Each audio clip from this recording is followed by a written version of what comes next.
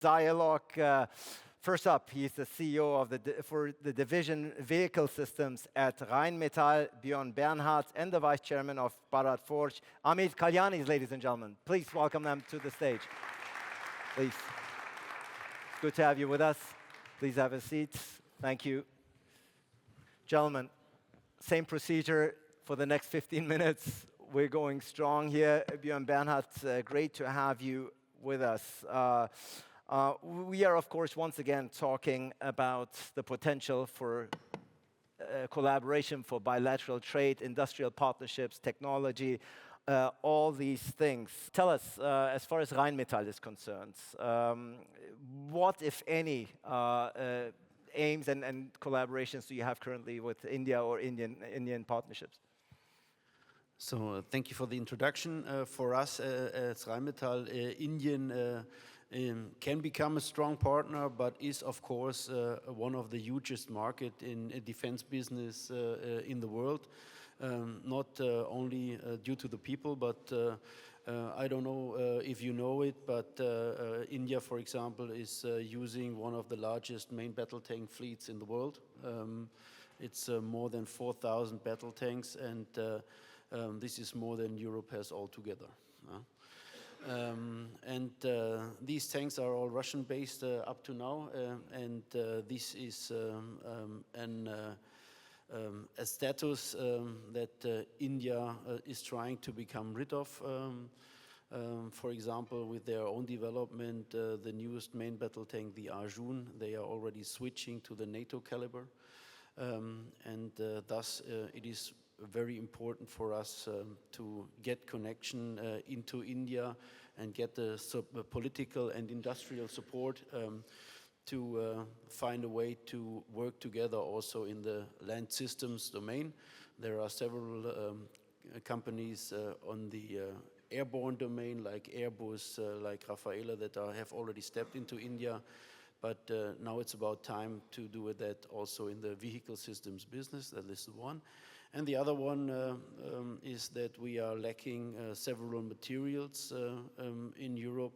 This is, for example, armored steel, where we are dependent on Sweden. So Sweden is the only larger producer of armored steel in Europe by now. But the same is for powders and explosives, because all our powders and explosives are gone to Ukraine, as you know.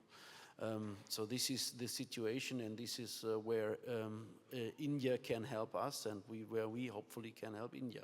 Yeah, for certain. Defense is the name of the game. Unfortunately, the geopolitical realities force us to put defense very much at the forefront again. Here in Germany, it is certainly a vital part of the national and political discourse.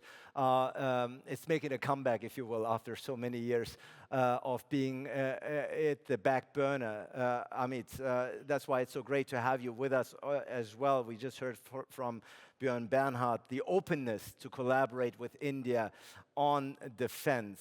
From your perspective, where's the Indian-German defense cooperation at the moment, and where could it be moving into the future? So, India has been looking at creating self-sufficiency in defense for the last, let's say, about 10 years. This is something that Europe is now forced to do, thanks to the United States' position. And I think both countries, both the economies, Europe and India, can collaborate on creating new platforms, new solutions, which take advantage of the volume and the scale that India needs, the technology that's available in both countries, and especially the capability around cyber and AI that is available in India.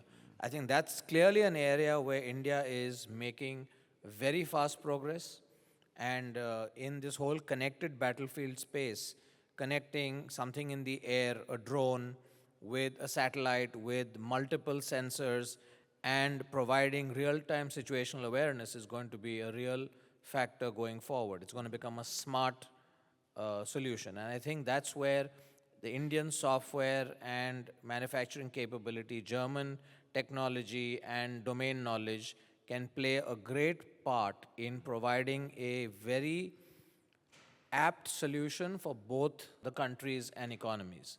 And I see a partnership also on the supply chain side, because as you mentioned rightly, Germany has not been active in the defense field for obvious reasons for almost 70 years. Sure. So to create the whole supply chain is essential. And companies like us, which already have manufacturing in Germany, in the automotive field, we may be able to repurpose some of our facilities to produce locally in Germany for German supply chain and become a force multiplier to the economy and to the companies here. And it can be a win-win. And it's eminently possible. And actually, I must say that I completely agree with everything that the CEO of Siemens, Michael, said. India is a place to look at technology, and it's a place to look at scale and to look at the capability that exists. And I think that's something that companies like Rheinmetall and us can definitely partner together to produce a winning combination for both. Yeah, the theme, I think, is that we picked up from the first session, namely the win-win component, certainly very much comes through here in this dialogue as well. Björn Bernhard, you've already, in your initial remarks, you pointed to your explicit interest in exploring partnerships with Indian industry when it comes to defense technology. What kind of industrial collaboration specifically are you looking at and are you thinking at? Some joint ventures, technology transfers. What comes to your mind? You are absolutely on the correct path. So that is what we are looking for. Because in the end, of course, vehicles business and especially heavy vehicles business is always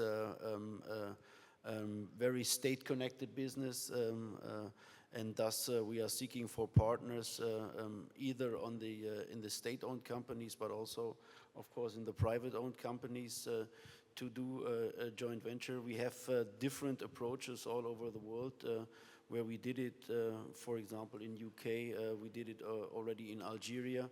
The newest part is technology transfer to the US, which is, by the way, not that easy to work together with US companies. But this is how we want to approach it. We have our basic technology. We have the concepts of our vehicle, which are well known all over the world. And concerning the armored vehicles, Germany is still one of the leading countries in the world. And so it is our approach to transfer this basic concept to India, where we then, of course, can bring them to a newer level, a higher level, by using the software technology, the AI, the networking capability we can find in India. Yeah, Amit Kalyani, it's very clear listening to Björn that the intention to strengthen Indo-German defense collaboration is not only there, but it's actually being eagerly pursued. As you pointed out correctly, of course, Germany is sort of waking up from a long slumber, if you will, playing catch-up. But you seem to be optimistic about not just Germany, but Europe. I'm extremely optimistic, and especially because of the current circumstances that we find ourselves in geopolitically. I think definitely India is looking more towards Europe for its defense procurement and defense technology. And companies like theirs and others have extremely good technologies. If you look at the areas of missiles and stuff like that, that is definitely areas where India wants to collaborate. Also in other areas that Rheinmetall is present. And not just that, India wants to also develop new products which can be jointly developed, because both the countries are starting from not the highest level. And we are all competing against either the West or the East. So it may be a good opportunity to also jointly develop new products.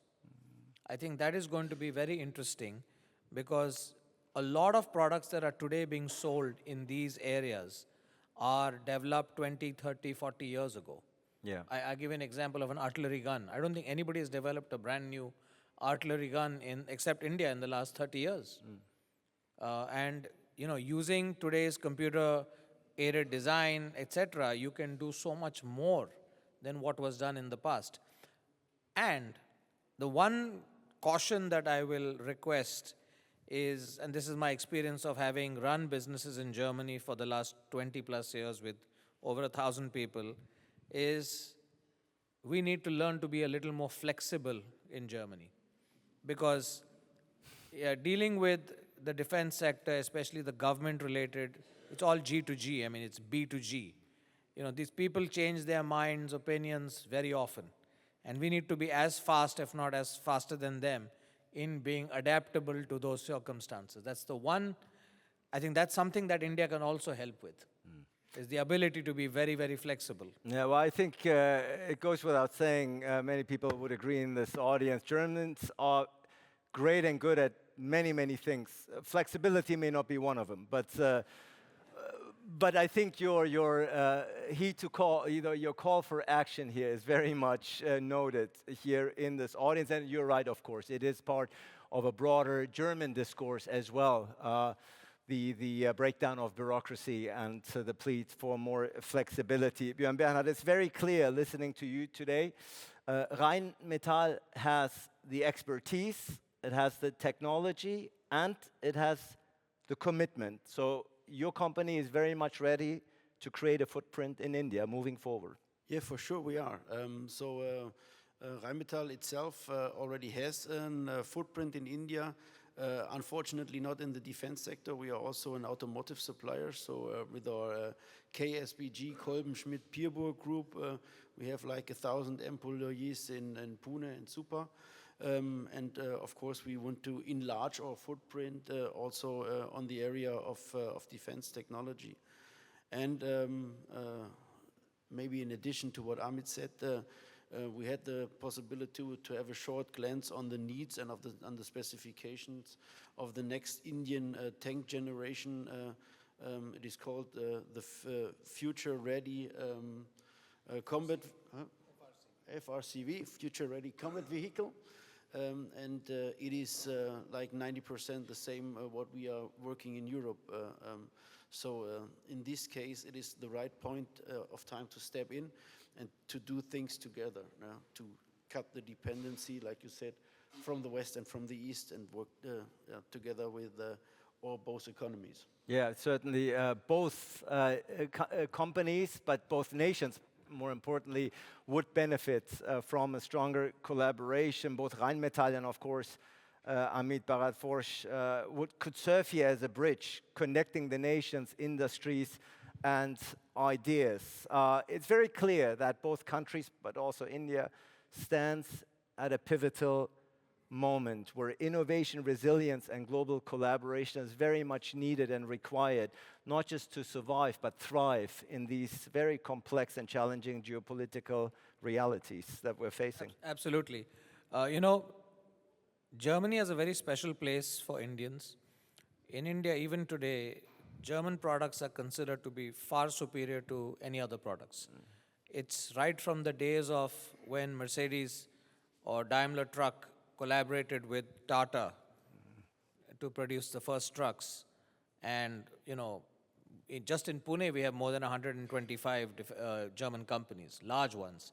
So the whole character of a German company is considered at a very high level in India.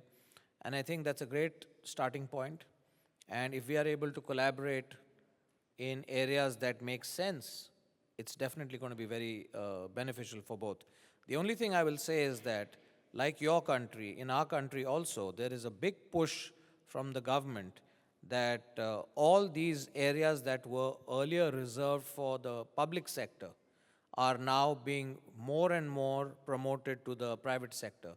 You will see that there is now a push to make the next fighter jet in India called the AMCA, which will be made by a private sector consortium.